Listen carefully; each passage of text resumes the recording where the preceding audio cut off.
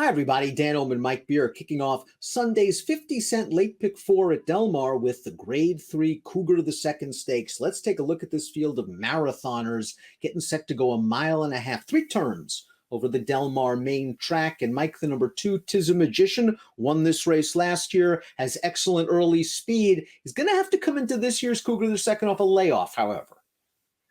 Yeah, true enough. He wasn't off the layoff last year when they ran him in this race, but he has run well off of the bench before, Dan. It hasn't been, a layoff of this extent, but he has fired fresh in the past. He's got all the form in this race, and he's not supposed to be compromised by pace. So there's a lot to like about him, but you're going to have to take a short price.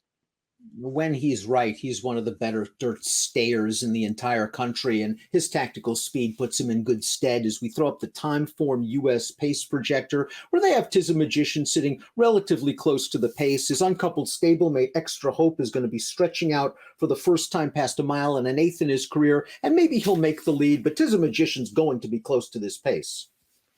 Yeah, again, he's not going to be compromised by the way the race is run, but it does feel like Extra Hope, his stablemate, we'll see about the added distance for him, but it does feel like his best game is to go forward and try to cut the pace, and I'm sure that's where Mandela wants this horse to be. Let's watch the most recent race from the number 1, Dicey Chara. This is the All-American going a mile over the Tapeta surface of Golden Gate Fields. And Dicey Chara was hard-ridden on the turn, ended up in behind horses in upper stretch, now gets a split in between horses, and it looks like he's got the momentum. He isn't a bit tight on the rail, but I thought maybe he hung just a little bit. I did too. It's certainly possible that Dan, he just didn't want to be trying to close down on the inside. Sometimes that's not a great place to be when you're trying to make up ground, but he had every chance to win this race, it seemed, and just got out finished at the end. He still ran well in there. His overall form is actually pretty good, and it doesn't feel like distance is a problem for him. I guess the big question is, can he dirt?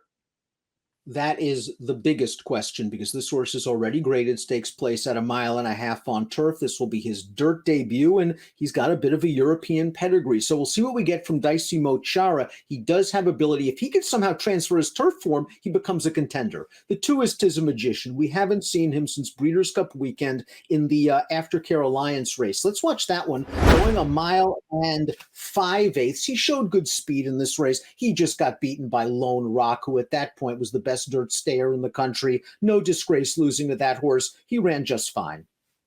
Yeah, he runs fine in here. Lone Rock just better than he is here. Lone Rock was also better than him at a mile and a half in New York last summer. But surrounding those races, Tis a Magician just ran nothing but good races, Dan. He won this race last year. He did it by just taking the race to the other speed in there. Heywoods Beach was also back in here. That horse went to the lead. Tis a Magician did not let him get loose and was way the best in there. This is a good spot for him right back. He was good enough to be second in the Pacific Classic at Del Mar last year, a grade 1 going a mile and a quarter. He's way the horse to beat. Heywoods Beach, you mentioned, did show speed in the Cougar II. He was no match for Tis a Magician and ran third, and then he went to the sidelines for a long, long layoff. You just get the feeling that the Shoemaker Mile was a prep for him last time out, and I think it really sets him up well for this race because he chased a solid pace, and it's not like he was really quitting in the stretch. I think he'll do a lot better with that race under his girth.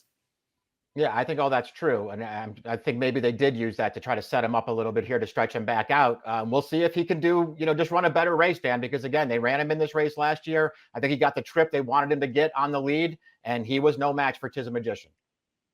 Distance is going to be the question for Extra Hope, as he's never raced past a mile and an eighth, but he is a graded stakes winner at a mile and an eighth. He took the Native Diver in 2020. Now, there have been fits and starts to his campaign since then, lots of layoffs, and the break's been a little bit of a problem for him. In the San Antonio 3 starts back, he stumbled a bit. He broke sharp, but he kind of let his feet just gave out. And then last time out, he broke through the gate before the start of this race. Let's watch Extra Hope. Broke through the gate, was reloaded, came back in, showed some speed. He was very game to run second.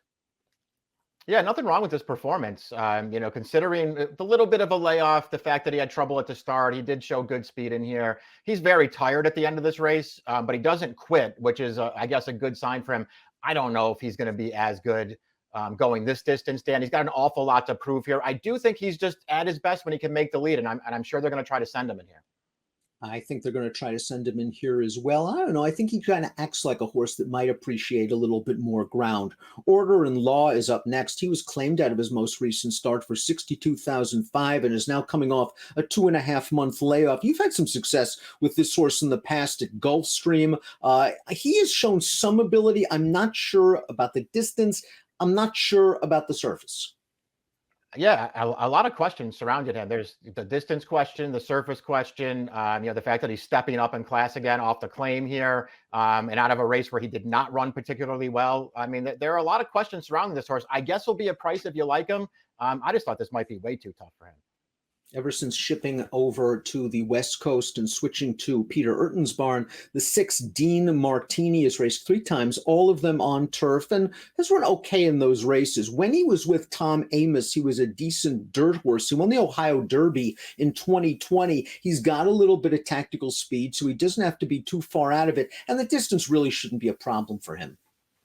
Yeah, I didn't think it would be either. I don't know. I could have gone either way on this horse, I guess. We'll see. I do like him getting back to dirt. I don't necessarily mind them stretching him out. I know he was, sort of a bigger price when he won the Ohio Derby a couple years ago, but he actually went into that race in good form. I thought he ran well when he won that day, and then he didn't win another race for over a year, Dan. I don't know. Just feels like he didn't get any better after that, and I think he's going to have to get better to beat this field. The number 7, Win the Day, completes the field. He is a 3-year-old taking on older horses at a very demanding distance. He's never raced past 1 1/8 in 3 starts against winners. He was in the Santa Anita Derby. We don't have to hold that race against him against Taba. His last race, the Los Alamitos Derby, was a decent performance. He just has to run faster from a speed figure standpoint. Yeah, he's got an awful lot to prove here. This is not an easy spot for him. I guess his connections think he's going to be better going longer. I'll wait and see if that's the case. Before we get to our top selections, please click the subscribe button on the Daily Racing Form YouTube channel. All the latest DRFTV video offerings for Del Mar and Saratoga this summer. Top pick time for the Cougar II. He's way the horse to beat. 'Tis a magician. You've mentioned he runs well fresh. He's tactical, and I'd like to see him run well and really be a little bit of a factor later this year. I would too. I couldn't quite get past him in here, Dan. I feel like you probably picked the right alternative in the race. I couldn't talk myself into Dicey Chara as being a dirt horse, but if he is a dirt horse, he might have the best chance to beat the favorite. That's the big question. I want to check out the clock reports that DRF.com produces and see how well he's been working on the dirt, but he will get the distance. I need a little more than 4-1, though. I have to admit, that even seems a bit light. 2-3-6-4 for Mike, 1-2-4-3 for me. It's the Cougar II. We're going 1.5 miles at Del Mar on Sunday. Good luck.